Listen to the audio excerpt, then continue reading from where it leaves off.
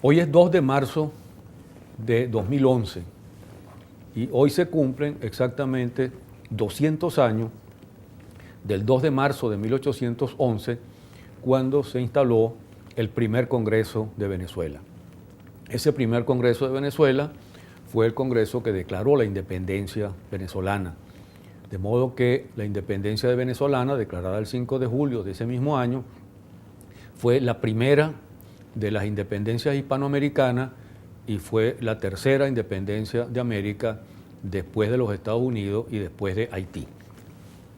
El Congreso que se instala el 2 de marzo de 1811 nace de una de las decisiones de la Junta del 19 de abril de 1810, que era justamente convocar un Congreso. El Congreso fue convocado desde noviembre de 1810. Ese Congreso implicaba el derecho a ser electores de todos los hombres libres. Se excluía, como era la norma entonces, a las mujeres, y se excluía también, por supuesto, a los transeúntes, a los vagos, a los enfermos, a los menores y a aquellos que tuviesen, que dependieran de otra persona y que no tuviesen un ingreso propio. De tal manera que, en fin de cuentas, aunque la elección fue muy amplia y la elección se hacía en todo el territorio de lo que hoy es Venezuela para quebrantar un poco la hegemonía de Caracas y en todas las otras provincias, esa elección fue una elección censitaria y de segundo grado. Se elegían unos electores parroquiales de acuerdo por cada 50 almas o 50 personas, y de allí se elegían entonces en una nueva escala, se elegían diputados por cada 20.000 personas o un margen superior. La elección dio por resultado 43 representantes a ese Congreso. De esos 43 representantes, 24 le correspondían a Caracas, 9 a Barinas, 4 a Cumaná, 3 a Barcelona, pues a Anzoátegui, 2 a Mérida y 1 a Trujillo. Y las provincias de Coro, de Maracaibo y de Guayana no estaban incorporadas, pues no estaban de acuerdo entonces con la independencia. Ese Congreso estuvo integrado realmente por lo mejor de la oligarquía criolla. Incluiría a Cristóbal Mendoza, Martín Tobar Ponte, Antonio Nicolás Briceño, Francisco Javier Ustari, Fernando Peñalver, Manuel Palacio Fajardo, Francisco Javier Llanes, Juan Germán Rocio, José Ángel Álamo, Lino de Clemente, el Marqués del Toro y sus hermanos, y una lista de curas patriotas como José Vicente Hunda, Ramón Ignacio Méndez, José Luis Cazorla y hasta el padre Maya, Manuel Vicente Maya, que por cierto fue el único que se opuso a la declaración de independencia. El Congreso ha sido llamado el Congreso Admirable, y realmente desde el punto de vista de la calidad de los integrantes, de las intervenciones que se produjeron allí y de la decisión de aprobar la independencia, no hay duda de que el calificativo es merecido, Congreso Admirable. Lo que no se puede decir que fuera un Congreso popular.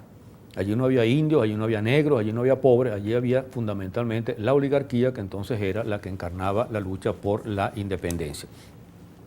Y vale la pena destacar también algo que nos llama poderosamente la atención cuando nos fijamos en esto, que es el juramento que hicieron los diputados al instalarse el Congreso.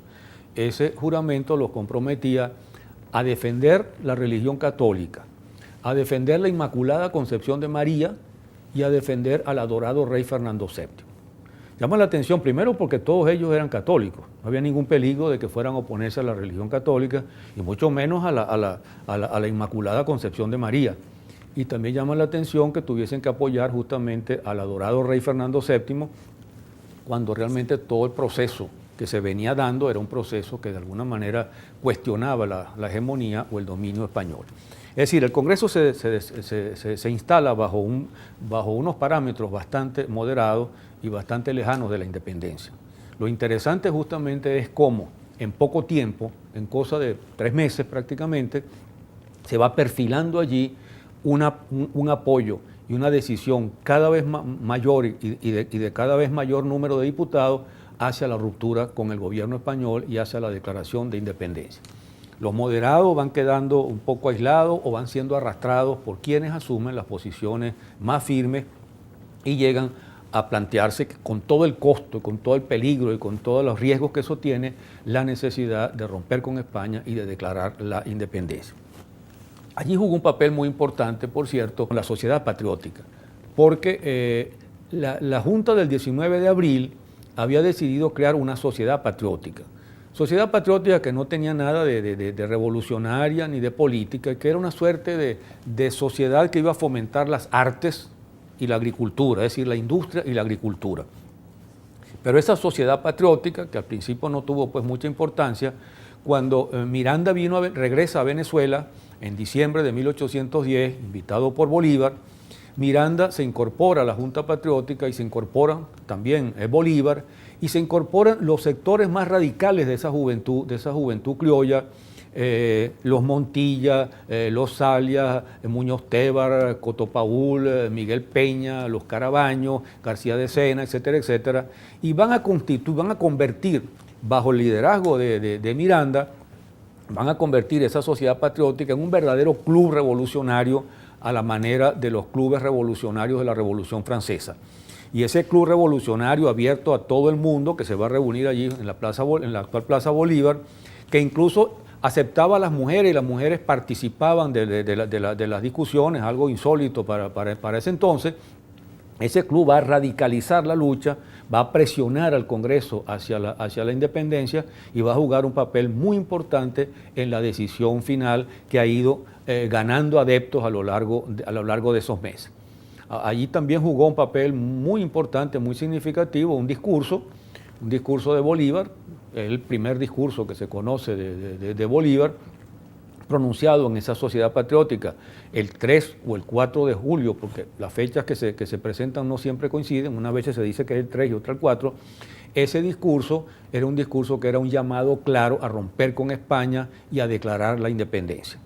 Ese discurso de alguna manera también llegó al Congreso, fue leído por una representación de la sociedad patriótica ante el Congreso y jugó un papel muy importante para ayudar a que la mayoría clara que estaba a favor de la independencia terminara de decidir esa independencia. La independencia finalmente se decide